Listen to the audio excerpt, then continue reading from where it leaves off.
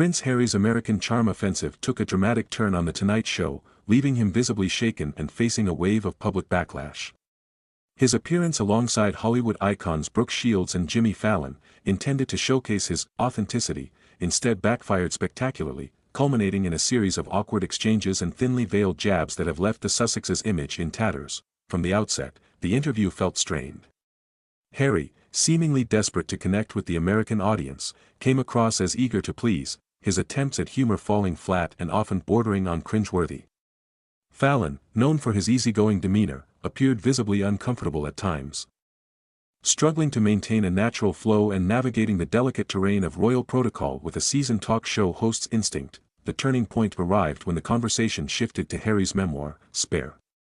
Shields, a renowned actress and cultural icon, interjected with a pointed question about the book's controversial revelations. Harry, you've shared deeply personal stories in your book. Do you ever worry about the impact on your family, particularly your father? Harry, visibly flustered, stammered through a response, his carefully crafted narrative crumbling under the weight of Shields' directness. Look, I understand the concerns, he began, his voice laced with a defensive edge. But this book is about truth, about healing. I had to tell my story, regardless of the consequences. Shields, unfazed, pressed further. But at what cost, Harry? Your brother, your father, they're hurting. Do you think it was necessary to air all this dirty laundry in public? Harry's response was a mixture of justifications and evasions. He spoke of betrayal, of a family system that he claimed was broken, and of his desperate need to break free from the suffocating constraints of royal life. But his words lacked the conviction he had hoped for. Instead, they came across as self-serving, a desperate attempt to paint himself as the victim in a complex family drama. Fallon, sensing the shift in the room, attempted to steer the conversation back to lighter topics, but the damage was done. The audience, initially charmed by Harry's attempts at American humor, began to murmur, a palpable shift in the energy palpable in the studio. The final blow came when Fallon, seemingly unintentionally, echoed the sentiments of many watching at home. Harry, he said, you seem a bit intense.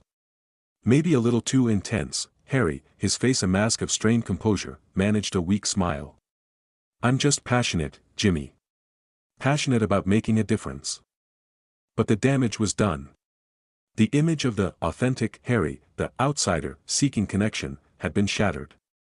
He came across as entitled, self-absorbed, and more than a little desperate for validation. The backlash was swift and brutal. Social media erupted with scathing commentary. He came across as a whiny child, one user tweeted. Totally self-centered. No wonder his family is estranged. Another commented, he's trying too hard. It's cringeworthy. The headlines the next morning were equally damning.